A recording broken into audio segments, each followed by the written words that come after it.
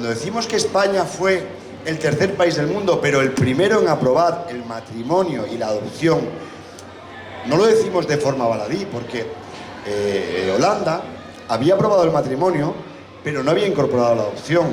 Bélgica había aprobado el matrimonio, pero la adopción solamente la había incorporado en el ámbito nacional. Y cuando nosotros salimos en el 2005 a aprobar la ley de matrimonio, que lo único que hicimos, si no era un tema de decir con adopción o sin adopción, era un tema de el matrimonio es el matrimonio, y lo único que hacíamos era ampliar una institución civil, que era el matrimonio, con todos los efectos y con todas las consecuencias, es decir, con todos los efectos. Y además se llegaron a decir tantas barbaridades como Aquilino Polaino en el Senado, que éramos hijos de padres borrachos, alcohólicos y de madres autoritarias, y que se cuestionaba incluso de que iban a adoptar para violar a los niños. Ojo, que se hablaba de que no se podía dar la adopción porque los niños corrían peligro de que fueran abusados sexualmente. Y cruzamos los dedos, porque bueno, desgraciadamente ya sabemos que abusos sexuales hay en las parejas heterosexuales, pues desgraciadamente. Pero si hubiese habido un solo caso, uno, después de regular el matrimonio igualitario, en el siguiente año, un solo caso de abusos sexuales, eso hubiese sido terrible. Y afortunadamente no sucedió, y podía suceder en el mismo orden de probabilidades, claro. Tú eres el activista de referencia, uno de los grandes activistas de España en materia de VIH. Tenía mucho que ver con esto. Tú me decías antes, es que nos estábamos muriendo. Y cuando nos moríamos nos quedábamos sin ningún tipo de derecho, nos quedábamos solos. Incluso las familias de nuestras propias parejas nos daban de lado y nos dejaban sin nada, ¿no? Sí, esto pasaba. Conocimos casos de parejas que llevaban 15, 20 años, parejas de hombres, que a uno de ellos su familia lo había tirado de casa por ser maricón, lo voy a decir abiertamente, y cuando este hijo que había sido expulsado de su casa a causa de la crisis del SIDA, porque en aquel momento moría mucha gente, y estaba en el hospital, y iba su pareja, el amor de su vida, a despedirse, la familia le impedía que lo hiciese. Esa familia, que no había querido saber nada de su hijo, se plantaba en la cara, en la puerta de la habitación, llamaban a seguridad y su pareja se quedaba sin despedirse. Luego hubo problemas de herencia, hubo problemas de hombres que fueron a despedirse al entierro, y cuando volvieron a casa les habían cambiado la cerradura para que no pudiesen entrar, ¿no? Entonces ahí nos dimos cuenta de lo importante que era tener los mismos derechos, ¿no?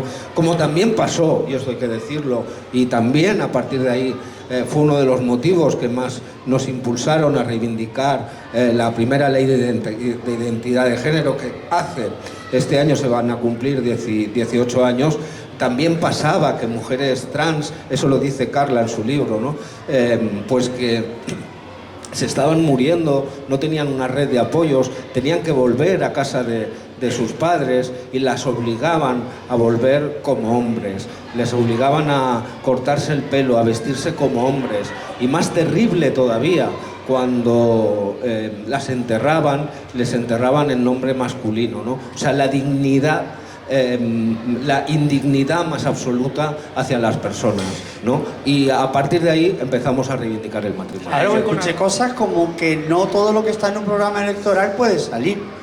Asúmenlo. O sea, esto que yo cuento en Chicote, que sucede en Chicote, que en una conversación con un coordinador de un gerifante, y dije, ¿qué te crees tú eso? Y luego, claro, pasaba el tiempo y no llegaba, y pasaban los meses y no llegaba, y más adelante, y más adelante. Y eran los tiempos, ya controlando un poquito la política, sabías que ya no te quedaba tiempo si no lo forzabas a que iba a terminar la legislatura, y después de escuchar eso. Entonces te encuentras ante una disyuntiva. La disyuntiva de que tú has puesto tu cuerpo, tú has puesto tu cara, tú has puesto tu prestigio, pero sobre todo te has puesto tú contigo misma. Y llega el momento donde tienes que anunciar una huelga de hambre contra tu propio gobierno. O sea, no puede ser más doloroso contra tu propio presidente, que luego, afortunadamente, el tiempo escribe y reescribe las cosas. El propio José Luis Rodríguez Zapatero lo reconoció en la conferencia mundial, en el Orgullo Mundial del World Pride de Madrid del año 2017, en la conferencia de derechos humanos. Yo estaba allí, yo estaba también, y él reconoció que incluso la ley de identidad de género tenía que haber ido antes que el matrimonio igualitario. ¿Por qué? Porque nos atraviesa el día a día, siendo el matrimonio un derecho absolutamente necesario que afectaba a 4 millones de personas. Era el derecho a casarte si querías o a no casarte si no te daba la gana. Pero en el caso de las personas trans, era tener una documentación acorde a nuestra identidad. Es que vamos a alquilar una vivienda, tenemos que mostrar el DNI. Es que vamos a buscar trabajo, tenemos que mostrar el DNI. Es que vamos a viajar, tenemos que mostrar el DNI. Es que vamos a un banco, tenemos que mostrar el DNI. Son todas esas acciones cotidianas que hacemos a lo largo de nuestra vida enseñando el DNI, y todo aquello suponía humillaciones, exclusiones o discriminaciones. Y el derecho a la propia identidad, yo creo que por encima de eso hay pocas cosas en esta vida. Nuestra revolución es por el derecho a amar. Pero yo después me he dado cuenta, especialmente con todo el movimiento que hay en este momento antitrans, especialmente contra las mujeres trans, que nuestra revolución sí que es verdad que es por el derecho a amar, pero sobre todo es por el derecho a ser cada uno lo que es, a que nadie te invisibilice, porque cuando te invisibilizan lo que están haciendo es deshumanizarte, y cuando estás deshumanizado o deshumanizada, ya estás perdida, ¿no? Y eso es por lo que tenemos que luchar, ¿no? Voy a leerles un pequeño texto de este libro de Miquel, que en realidad es de Pedro Cerolo, que dice: desde chiquitito, que decimos en Canarias, mi padre, mi madre, mi vida ha estado marcada por las mujeres. Mi padre, mi madre, 2 socialistas que se tuvieron que ir de España perseguidos por sus ideas. De mi padre aprendí a proclamar ideas, pero de mi madre aprendí algo más importante, si cabe, la generosidad y aplicar el socialismo a las pequeñas cosas. Yo creo que muchas de estas cosas las podríamos firmar mucho sobre nuestras madres, ¿no? Mi hermano además siempre destacó la función de la mujer y siempre decía que el colectivo está aquí gracias a las mujeres. Los que le abrieron las primeras puertas siempre eran mujeres. Después ya, cuando empezaron a ir las cosas mejor, ya lo recibían los hombres. Entonces, mi hermano siempre decía lo de trabajar en red. Él decía, es que es mucho más divertido ser una de ustedes. ¿Sabes? Cuando íbamos a ver a Carla, dice, hablan de todo. Los tíos, qué aburridos son, en el buen sentido. Confirmo. No, porque decía, es que las mujeres hablan de todo, es que ellos no saben lo que se pierden.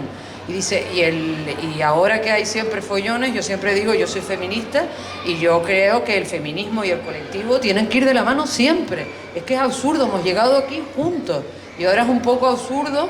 Y mi hermano siempre defendía, gracias a mis hermanas, a mi madre, a mis amigas y a todos hemos llegado hasta aquí, porque decía, al principio solo te reciben las mujeres, en los despachos, y vete a ver a no sé quién, era mujer. Después ya cuando empiezan las cosas a ir bien, entonces van abriendo las puertas los hombres. Él decía, no es justo que a estas, y eso nos ha pasado a muchos gays, que hemos ido por primera vez acompañados de la mano de una amiga. Las amigas siempre han sido más comprensivas, han sido más empáticas, ¿no? Hemos ido acompañadas de la mano porque no nos atrevíamos a ir a un bar gay y nos acompañaban ellas y luego se quedaban porque a mí me decían divertían. periquito entre ellas. Claro. Entonces él le decía, pero qué nombre más feo. O sea, a nuestras aliadas, a las que nos han acompañado, a las que han estado con nosotros, ahí en ese momento difícil, les ponemos el nombre de mariliendres, ¿no? Yo creo que, aunque la serie tiene que ser maravillosa, yo no la he visto, quizás deberíamos también en el colectivo reflexionar sobre eso y poner un nombre un poquito más agradable, ¿no? Yo decidí empezar a hacer la revista después de escuchar, la primera vez que escuché a Pedro Cerolo. O sea, el poder de transformación de sus palabras era impresionante. Pero una vez ya trabajando, efectivamente, pues claro, hay discrepancias, hay diferentes formas de ver, más que nada en cosas estratégicas, en los tiempos, en las formas, no en el fondo, obviamente. Y al final él sugería, porque sabía que todos somos muy cojonudas y muy cojonudos en el colectivo, algo que hay que decir. Y sugería, y efectivamente, pues al final, la llamadita sugería y se tomaba la decisión que él decía, que es lo que contaba el documental, ¿no? Porque su inteligencia no superaba la de todos los demás, por mucho que pudiéramos tener otras prioridades los demás, ¿no? Entonces había que acomodar las prioridades de empresa, las prioridades de revista, las prioridades que como medio de comunicación va a influir en otros, y Pedro tenía muy clara esa estrategia, tenía muy claro lo que podía convenir o no, de qué manera, qué tiempos, y al final de muchas discusiones o peleas que también podíamos tener, al final siempre se hacía de alguna manera lo que él decía. Pedro Cerolo era una persona que tenía un don, tenía el don de la palabra, pero también tenía la capacidad de ser capaz de reflexionar con gente que no pensaba como él. Tener esa capacidad, porque además pensaba que de eso saldría algo bueno. En aquel momento lo que había eran unas energías y había unas personas únicas, también no hay que decirlo por otra parte, como Pedro. Y eso, y los demás, y las demás que también. Y esas energías al final, y esa demanda colectiva hacía que se produjera esa necesidad y al final fuera para adelante. Cada necesidad que venga en el futuro será igual. Claro. Tendrá que darse, tendrán que salir las energías y después las personas lo individuales son un poco guías, pero al final es lo colectivo lo que lo determina. Hemos ido avanzando cíclicamente a lo largo de las últimas décadas, y no solamente en España, sino en el mundo entero. Y digamos que ha habido gente que no le han gustado esos avances en el derecho. Pero no era el momento, no era la ocasión, no se daba, digamos, no estaban alineadas las estrellas lo suficientemente bien para esas personas, pero había como un rencor. Y hay unas ganas de vendetta, de revancha. Y descaradamente este es el momento que se ha coaligado muchas cosas y donde han aflorado fuerzas ultra radicales de extrema derecha. Y descaradamente piensan que es el momento que creen oportuno para arrebatarnos todo lo que pueda. Y además es que lo están diciendo claramente. Hace un rato he hablado con personas, son los derechos de las personas LGTBI. Son los derechos de las personas LGTBI, especialmente los derechos de las personas trans, pero no, es que van a por todas.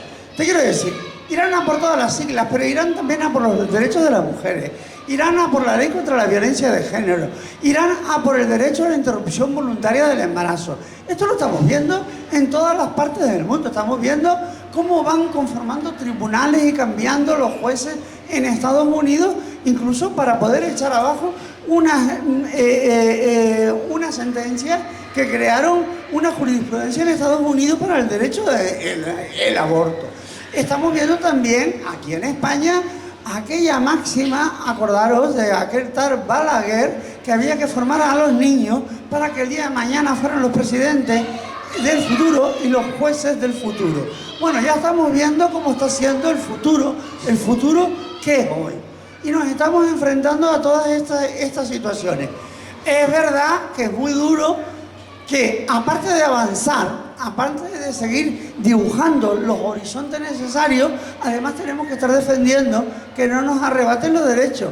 Lo estamos viendo en Madrid, sí, donde una presidenta de la Comunidad de Madrid está compitiendo con la ultraderecha y ha hecho posible lo inimaginable, que por primera vez en democracia se hayan derogado derechos adquiridos durante esta democracia. Lo hemos visto en la Comunidad Valenciana también. Sí. Pero no nos olvidemos una cosa, no somos el verdadero motivo de subsistencia. Que nos lo quede claro. Es verdad que nos están jodiendo la vida. Es verdad que están atentando contra nuestros derechos, contra nuestras libertades. Pero somos la gran cortina de humo. Porque detrás de esa cortina de humo realmente es como el mago. El mago te hace un truco aquí y tú estás mirando aquí, pero realmente con esta otra mano es donde está haciendo la real magia. Y la real magia son las políticas ultras, el desmantelamiento de la sanidad pública, la educación pública, el realmente los más ricos cada vez más ricos, los más pobres más pobres.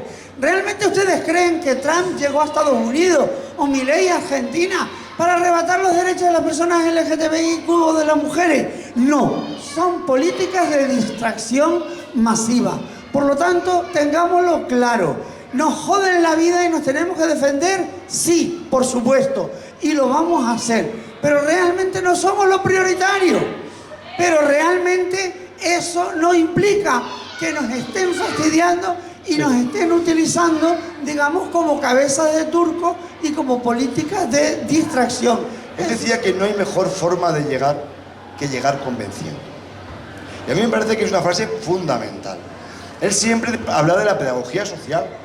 Él decía que las leyes, ¿sabes?, tienen que explicarse, tienen que trabajarse de una pedagogía social. Y siempre decía, el matrimonio igualitario lo hicimos así. Y es verdad, se hizo así. Y yo creo que esa importancia a la pedagogía social a veces se echa en falta. Yo creo que también porque es verdad que hay una necesidad de aprobar muchas cosas y son muy necesarias, pero no da tiempo a explicarlas. Esto me lo veo yo muchas veces todos los días, ¿no?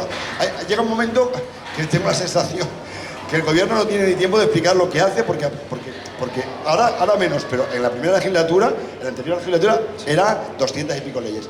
Y eso es importante, que se haga una pedagogía. Y, sobre todo, Pedro siempre decía que la línea entre ser un movimiento empático, que siempre defendimos que era un movimiento empático, y ser un movimiento antipático, es decir, no saber transmitir la importancia de nuestras demandas, era muy fina, ¿eh? Era muy fina. Y yo creo que en ese sentido, pues siempre hay que apostar por la pedagogía social. O sea, no hay nunca que dejar de contar y, sobre todo, no olvidar nunca de dónde venimos, cuál ha sido el proceso de aprobación de las leyes, porque si no la gente, decía él, acabará pensando, las generaciones más jóvenes, que las leyes caen del cielo, que no forman parte de un trabajo, de muchos movimientos, tanto sea el feminista como el LGTBI, como el movimiento antirracista. Es decir, si no se explica por qué hemos llegado aquí, realmente corremos el peligro de que la gente tienda a pensar que no debe nada a nadie. Hace como unas 2 o 3 ediciones de este Love Festival, de esta Semana Social LGTBI,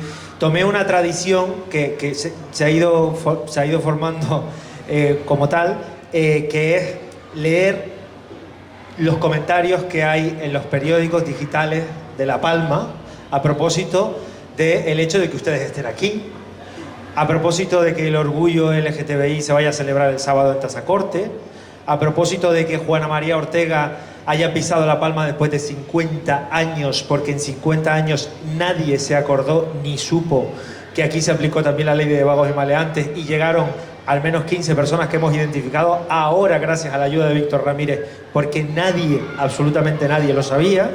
Y las respuestas que obtenemos son, por ejemplo, acaban de decir por la radio que a los trans les faltan derechos básicos como el trabajo.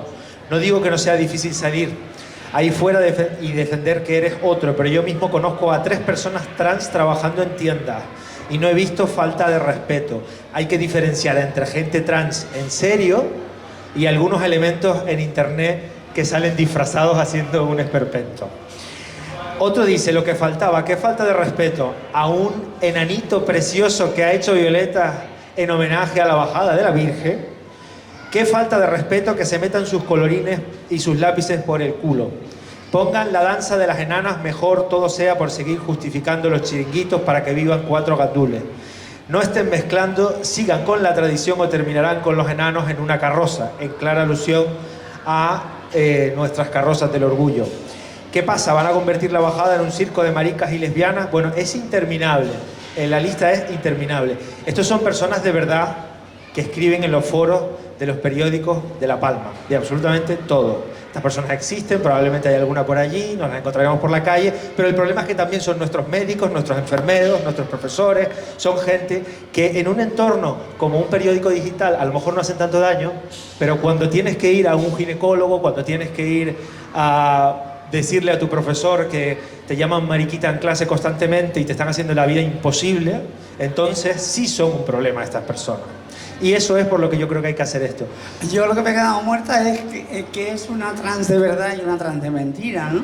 Es que esto vamos al final con las cuestiones físicas, ¿no? Es más mujer la mujer guapa que la mujer fea, o qué es guapa y qué es fea, qué es flaca y qué es gorda, ¿no? Si entramos a hacer esos juicios de valor, eres tan algo, dependiendo lo que tan otra cosa seas, pues bueno, ¿qué quieres que te diga? O sea, somos y sencillamente, y no por nuestro aspecto físico, vamos a ser más o menos algo. No es una cuestión, sino que prejuicios y que realmente eso se traspasa al orden del todo, ¿no? Que no contraten a una dependienta en el Corte Inglés, en unos grandes almacenes, porque a lo mejor sea más llenita que otra, o porque sea más guapa, o porque sea más fea. Es, digamos, la sociedad, la dictadura del cuerpo, de la belleza, del físico. La sociedad española, la sociedad canaria, la sociedad de La Palma, mayoritariamente sigue siendo una sociedad respetuosa con la diversidad. Yo solo creo, porque es que los dos grandes referentes nacionales y internacionales del movimiento LGTBIQ+, Pedro Cerolo y Carla Antonelli, vienen de Canarias, por algo será, o sea que enhorabuena. El que pueda hacer, que haga. Y es lo que tenemos que hacer. Ellos van a hacer y lo están haciendo utilizando poderes como es el judicial, como es de lo que ellos siempre han mandado para intentar tumbar la democracia. Y nosotros tenemos el poder, que tenemos que tenerlo claro, el poder de una sociedad mayoritariamente respetuosa con la diversidad. Tenemos de nuestro lado la razón que nos da defender los derechos humanos. Y lo que tenemos que hacer es apostar y no callarnos cuando a un inmigrante se le insulta en el mercado, que no, siempre con respeto y sin violencia, pero no callarnos, rebatirlo. Cuando se le dice a una mujer trans que es una trans de pego o que no merece respeto, no hay que callarse, hay que decirlo. Yo creo que estamos a tiempo. Nuestra revolución tiene que seguir. Somos un país pionero. Canarias es pionera y tenemos que trabajar de verdad por acabar con esa España en blanco y negro a la que quieren que volvamos. Y somos una sociedad diversa, la sociedad del arco iris, que es la sociedad que tenemos que defender todas y todos. Tienen voz en las instituciones y cuando se les da un altavoz que hasta ahora no se tenía, porque esta es la realidad que tenemos. No es que sea nueva, porque recuerdo que en las primeras Cortes había un partido franquista que era Falange Española, que tenía un diputado que era Blas Piñar, que tampoco pensemos que esto no existió nunca. Pero es verdad que yo creo... Bueno, perdona, hay 50 diputados del Partido Popular que recurrieron al matrimonio a igualitario también. Sí, claro, sí, pero quiero decirte... Al constitucional. Pero quiero decirte, mira, yo creo que también ahora hay una realidad que tiene que ver con las redes sociales, con un fenómeno que en nuestra época siempre decíamos, cuanta más información tenga la gente, mejor va a ser, ¿no? Era un axioma de estar informados es la base de una sociedad participativa, responsable. Bueno, pues ese axioma no es tan real, quiero decir, porque hemos llegado a la época de las fake news, donde la gente puede mentir sin ningún pudor y aun cuando le demuestren que ha mentido, no es capaz de pedir disculpas y cambiar. No, o sea, la mentira, claro, este fenómeno es un fenómeno que tiene que ver con las redes sociales, sí, con la evolución de las redes sociales. Y es verdad que eso también induce a unos discursos de odio en red, y sobre todo cuando hay un buen anonimato, ¿eh? Porque a ver, si es la misma gente, pero claro, cuando uno ha vivido como nosotros, como Tony y yo, en Valencia, en el 91, donde había un neofascismo, unos legionarios de Cristo Rey y unos partidos fascistas que recuerdo que salían por la noche a pegar a homosexuales. En los 90, no estoy hablando de la época de Franco, en los 90 pasaba eso. Y en los 90 yo recuerdo que unos compañeros más concienciados pues iban con un silbido, con un pito, por si en un momento determinado te sentías en una situación de peligro, pudieras avisar a tus compañeros. Es decir, eso lo he vivido yo. Ahora bien, habiéndolo vivido, creo que también, como decía Tony, no hay que tener ningún miedo, porque frente a ese integrismo, frente a esos extremismos, el miedo de los demócratas, de todos los que creemos en las instituciones, es su fuerza. Por lo tanto, yo soy partidario siempre de no tener miedo, ser prudente, pero desde luego ser consciente también que este fenómeno tiene una escalada o tiene unos altavoces que tienen que ver con unas nuevas formas de transmitir eso. Por conectar con algo que está de actualidad absoluta. Quizás fuiste el presidente de la Federación Estatal que más presiones recibió directamente de Israel. El diario Clarín te llamó antisemita, Alfonso Ucía te llamó feo del alma, en fin, por todo aquello que había pasado con la Flotilla de la Libertad, ¿no? Es decir, ¿hay que poner el cuerpo? ¿Siempre hay que poner el cuerpo?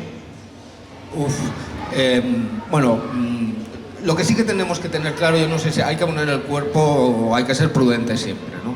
Pero lo que sí que tenemos que tener claros los que somos defensores de los derechos humanos, de que no podemos ser defensores de los derechos humanos LGTBIQ y ya está.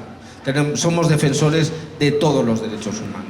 La Flotilla de la Libertad, yo creo que fue en el 2008 o así, fue atacada por el ejército de Israel, mató a 8 activistas que iban a llevar alimentos y medicamentos al pueblo palestino y decidimos en la FELGTBI, cuando yo era presidente, que esa carroza no iba a salir. Esa carroza no podía salir. No podíamos darle una pintada de progresismo y de defensores de los derechos humanos cuando podía ser que en Tel Aviv se disfrutasen derechos, el colectivo gay disfrutase esos derechos, pero que no podíamos mirar para otro lado. Si estaban vulnerando el derecho del pueblo palestino, el tiempo lamentablemente nos ha dado la razón, ¿no? Con el genocidio que se está viviendo ahora, ¿no? Y por lo tanto era importante posicionarse. Eso hizo de efecto dominó, porque luego vino el Festival de Edimburgo, el Festival Cultural de Edimburgo, que también prohibió al Estado de Israel, no a los municipios, al Estado de Israel le prohibió, impidió que pudiese hacer actividades para difundir su imagen, ¿no? Por eso yo creo que más que nunca es que estamos viviendo un genocidio. En el Holocausto puede ser que no le llegase a la gente la información, pero es que ahora lo estamos viviendo en el día a día. Vemos cómo están bombardeando, disparando a niños, a niñas que van a por alimentos porque se están muriendo de hambre, ¿no? Y por lo tanto tenemos que tenerlo clarísimo, ¿no? En aquel momento me amenazaron de muerte, Rubalcaba me ofreció protección policial, yo la rechacé, mi madre no estaba nada de acuerdo con aquello. Mi madre, cuando Usías dijo aquello de feo del alma, me dijo, ¿no? Me voy a Madrid, como yo vea a ese señor, lo arrastro, pues mi hijo feo del alma, él sí que será feo del alma. Porque lo que pretenden, desde luego, sin duda alguna, es empujarnos para atrás. Empujarnos para atrás es volvernos a llevar a las cuevas, debajo de las piedras, dentro de los armarios. Y claro, por supuesto, que hay que estar en las calles y hay que estar en Budapest, porque si no, al final lo han conseguido. Esto es una cuestión de tiras un órdago, ¿no? Tú tiras un órdago y dices, voy a hacer esto, ¿no? Pues hablando de lo que estaba hablando Tony de Gaza, Trump, vamos a hacer un resort en todo lo que es la franja de Palestina, ¿no? Esto, pues bueno, pues si la gente no se levanta, no dice nada, pues él cuaja y te va y te lo hace. Entonces, vamos a prohibir esto y la Unión Europea no hace nada, pues pumba, pues van y lo hacen. Entonces, al final, cuando nos vayamos a dar cuenta, todos los días nos habrán comido medio centímetro y cuando nos vayamos a dar cuenta, ya no tenemos centímetros donde respirar. Entonces, vale, si hay que poner el cuerpo, ¿con qué riesgo? Con el riesgo de que nos inflen a hostia. Sí, pero bueno, también está el otro riesgo que es mucho peor, que es el realmente que cuando vayamos a querer reaccionar, ya no tenemos capacidad de reaccionar con aquella máxima de, bueno, pues pensaba que no me tocaba y hoy, cuando vinieron por mí, ya no había nadie que me pudiera defender. Por lo tanto, sí, tenemos que plantar cara, tenemos que salir a las calles y aunque realmente habemos gente que jamás en nuestras vidas, y lo estaba hablando también antes con una compañera, ni se nos pasara por la cabeza, allá por los años 70, los años 80, cuando empezamos a andar, cuando empezamos a soñar, cuando empezamos a imaginar otro país y cuando realmente conseguimos modelar y ese país fue siendo posible, que es el de los derechos civiles, jamás pudimos llegar a imaginar que podíamos estar en este momento, cuando el matrimonio igualitario, que es de lo que estamos hablando aquí, estamos celebrando 20 años, en el momento que se logró, pensábamos, y yo me acuerdo perfectamente de las conversaciones, que ya lo habíamos conseguido todo. que ahora teníamos que exportar derechos humanos a América Latina. Y de hecho se hizo así. ¿Quién carajo nos iba a decir a nosotras que nos íbamos a encontrar en estos momentos, que es ahora además defender, además de seguir avanzando? Que el Ministerio de Justicia de Orbán, ¿verdad?, de Hungría, había remitido a todas las embajadas una carta informándoles que estaba prohibido por la ley hacer actividades que promovieran el orgullo, la homosexualidad, porque claro, al final es como tener a Putin en medio de Europa. O sea, es como tener a Putin en medio de Europa. Entonces, esto también se tiene que plantear Europa qué va a hacer. Porque si no, al final, esto genera una desafección ciudadana que da la sensación, y esto es malo para todos, es malo para todos los demócratas. Entonces, hay que trabajar por evitar los intentos de generar una desafección de la democracia, con independencia de lo que cada uno piense. Pero los principios, los valores que nos hemos dado son fundamentales y tenemos en estos momentos que trabajar por evitar que haya una desafección, primero de los partidos políticos, porque eso es malo, de la política, de todo eso, lo único que hace, y eso Pedro Cerolo lo decía muchas veces, todo eso lo único que genera es el caldo de cultivo del totalitarismo. Y vivimos en una Europa donde hace 100 años tuvimos que vivir ese camino del totalitarismo en un lado y en otro. Es decir, el totalitarismo de nazi o fascista en Italia y el totalitarismo de Stalin en Rusia. Entonces, cuidado con volver a repetir lo que hace 100 años nos tocó tanto sacrificio salir, ¿no? Voy a terminar con una frase de Pedro Cerolo y me gustaría que cerraras tú, Conchi. Decía, he tenido la suerte de abrir el camino y de verlo terminar. Tengo la necesidad de combatir el cáncer con vida, con activismo.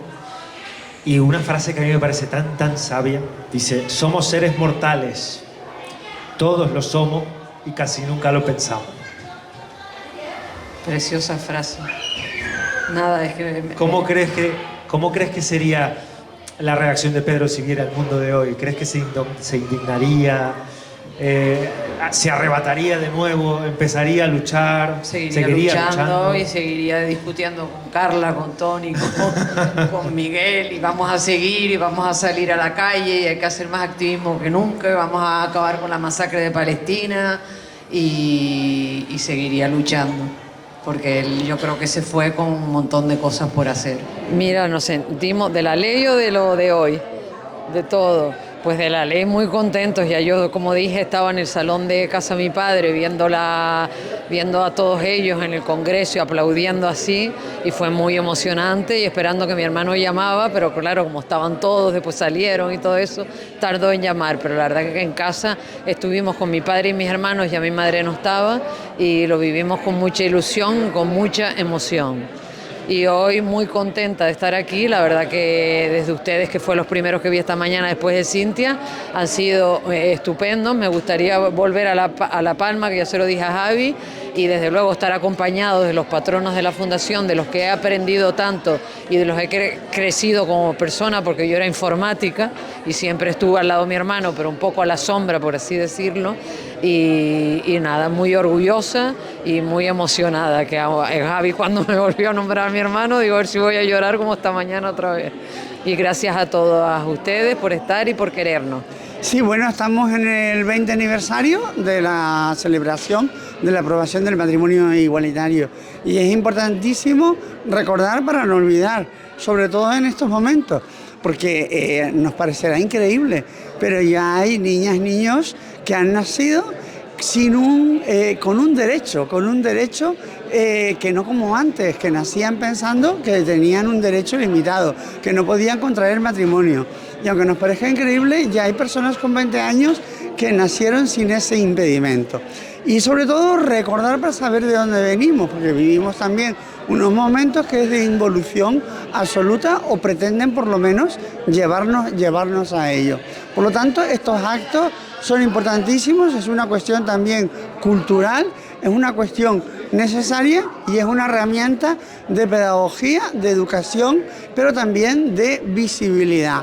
Por lo tanto, el Love Festival de La Palma es un espacio absolutamente necesario. Una radiografía es, estamos aquí, tenemos que mostrarnos, tenemos que visibilizarnos, tenemos que decir que no vamos a permitir absolutamente que nos arrebaten ni un solo de los derechos conseguidos y por lo tanto presencia, permanencia, resistencia y resiliencia. Esta semana para mí es especial porque además creo además que la memoria es algo fundamental. Había un pensador en valenciano, se llamaba Joan Fuster, que decía que quien pierde sus orígenes pierde su identidad, ¿no? Yo creo que la memoria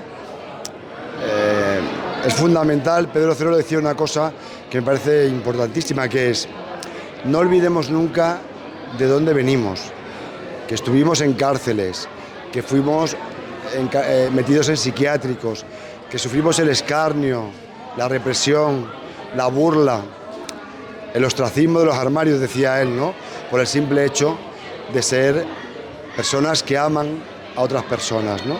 Y yo creo que es importante que no olvidemos nunca de dónde venimos y sobre todo cuál es el camino transitado, porque al final los que hemos tenido la oportunidad de vivirlo, de vivir en el activismo, yo entré en el 91, que era una España y un país muy diferente al de hoy, por suerte, y me alegro mucho de haber contribuido a que ese país sea un país que sea más orgulloso de nuestra diversidad. Me alegro mucho de ello, ¿no? Por eso creo que tenemos una historia de éxito respecto a cómo hemos ido avanzando en derechos y libertades, cómo hemos liderado esos derechos, pero también no debemos olvidar que venimos de una dictadura que nos llevó a las cárceles, que, como Tefía, por ejemplo, que para mí nunca fue una cárcel, siempre fue un campo de concentración, pero que hemos sabido un poco transitar desde ese estigma y esa discriminación hacia la igualdad y la libertad, ¿no? Yo trabajé con él durante 21 años, primero en el activismo, él era presidente de la Federación Estatal y yo era el secretario general, y después cuando dio el salto a la política, pues me pidió que la acompañara y ahí le acompañé hasta su muerte, ¿no? El 9 de junio del 2015. Yo, claro, cuando uno ha tenido la oportunidad de vivir todo eso, uno se da cuenta de la importancia, ¿no?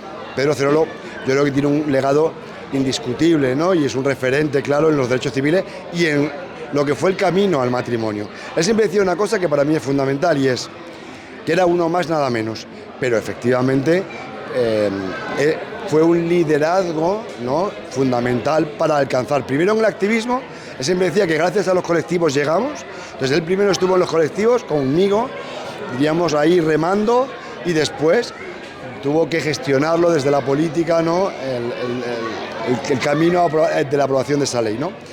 Y mantener ese legado. Cuando fundamos la Fundación Pedro Cerolo, nos dimos cuenta que no podíamos mantener su legado si no también recuperábamos y manteníamos el legado de los que nos habían precedido, porque la única forma de poner en contexto histórico un legado es también reconocer cuál fue el trabajo de los que nos precedieron y cómo en un momento mucho más difícil fueron capaces de dar la cara y fueron capaces incluso de sufrir la cárcel, la prisión o el destierro, ¿no? Por lo tanto, también eso es un motivo de trabajo, ¿no? Y a partir de ahí creamos una red, que es la Red Memorialista LGTBI+, del Estado español, donde entidades, investigadores, universidades, instituciones que promueven la memoria histórica y democrática LGTBI+, pues estamos coordinados en una red para tratar de ir caminando juntos en esa recuperación de una memoria que no podemos perder y que lamentablemente pues todavía tenemos que ir trabajando en recuperar a aquellas personas que vivieron esa situación de represión, de cárcel o de hostigamiento, ¿no? Y ahí estamos, y ese es el trabajo al que me dedico ahora como activista.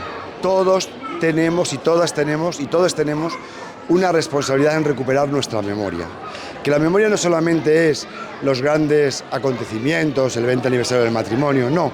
La memoria se produce en cada pueblo, en cada pequeña ciudad, en cada entorno, donde recuperemos también a esa gente pues que lamentablemente en un momento determinado probablemente fue objeto de escarnio, fue objeto de burla, es decir, o que tuvo la valentía de ser como era en unos tiempos que eran muy difíciles, ¿no? Yo creo que debe servirnos para un compromiso colectivo como ciudadanía, porque además dice el refrán, y yo creo que es importante saberlo, que quien olvida su memoria probablemente la pueda repetir, es decir, quien no sepa lo que hemos pasado puede acabar creyendo que lo pasado que no pasó o que no vivió es mejor que lo que vive, y a lo mejor después se encuentra con la realidad, y es que ese pasado no lo quiere nadie.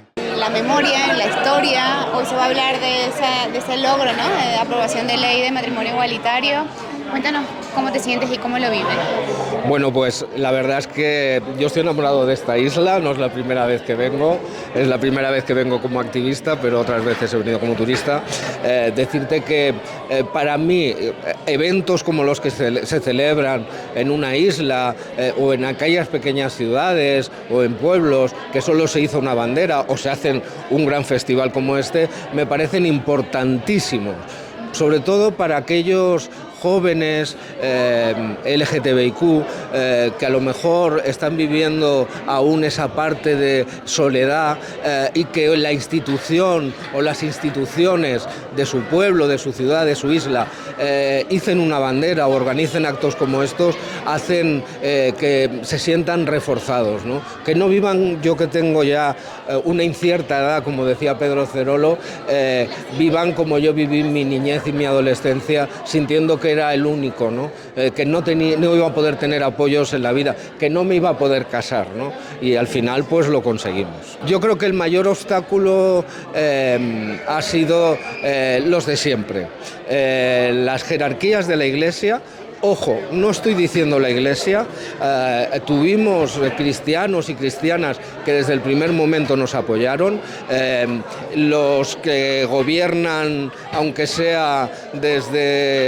sea desde el mismo gobierno, o sea, los sectores más ultraconservadores, ¿no? Que no quieren que nada avance, siguen sin quererlo, pero curiosamente estaban en contra del divorcio y se divorciaron. Estaban en contra de la ley del matrimonio igualitario y están ejerciendo ese derecho, ¿no? Porque lo nuestro es avanzar en derechos. Ahora tienen un discurso que me parece muy peligroso. A lo nuestro y al feminismo le llaman ideología de género. Y lo nuestro no es una ideología. Cuando hablan de ideología quieren sacar nuestros derechos y nuestras realidades de los derechos humanos. Cuando ya se habla de que lo nuestro es ideológico, están deshumanizándonos, ¿no? Y yo creo que eso es muy peligroso. Tenemos que reivindicar los derechos humanos, tenemos que reivindicar que cuando se aprobó el matrimonio igualitario fue un logro no solo para nosotras y nosotros, fue un logro de la sociedad española entera. Conseguimos ser pioneros por primera vez en este país en conseguir conquistas sociales, algo tan importante como el derecho a amar. Por primera vez España fue el tercer país, pero el primero que lo conseguía con todos los derechos. Y yo creo que de eso nos tenemos que sentir muy orgullosas y orgullosos. ¿Qué lecciones aprendidas de aquel momento se aplican hoy? Bueno, pues yo he de decirte que yo creo que el matrimonio se sigue que defenderse. A mí cuando me preguntan cuánto tiempo tardaste en organizar tu boda, yo siempre digo, pues mira, 10 años desde que empecé a reivindicar el derecho a casarme hasta que lo conseguí, más 6 meses en organizar la boda, pues 10 años y 6 meses, ¿no? Y yo lo conseguí y ejercí el derecho al matrimonio en mi trabajo, con mis días de vacaciones, en fin, cuando mi marido está enfermo, soy yo el que toma las decisiones, y aún seguimos teniendo bodas de parejas de 2 mujeres o de 2 hombres que no se cogen el permiso de los 15 días de matrimonio para que en el trabajo no se sepa. Eso es terrible. Por lo tanto, hay que ejercer el derecho al matrimonio y denunciar cuando hay discriminación. Eso es muy importante. Lo que no se ve no existe, lo que no se denuncia no existe tampoco. Yo creo que esas son las lecciones aprendidas que tenemos que tener. Y otra lección aprendida para mí importantísima es que los movimientos de emancipación personal, como decía Pedro Cerolo, frente a los movimientos de emancipación nacionalista, lo que se consigue con esos movimientos nacionalistas a lo mejor es cambiar el color de una bandera, cambiar de un valle a otro una frontera, pero los movimientos de emancipación personal, el feminista, el antiesclavista, el movimiento LGTBIQ, lo que han dado es felicidad, han dado tranquilidad, han dado igualdad en la ciudadanía. Han hecho de este país, hemos hecho un país más diverso y más inclusivo. Y ese es un tesoro que no tenemos que dejar. La isla de La Palma y Canarias en general, siempre lo digo, me parece que sois vanguardia y pioneros en la defensa de los derechos LGTBIQ. Os miramos desde el resto de España con orgullo.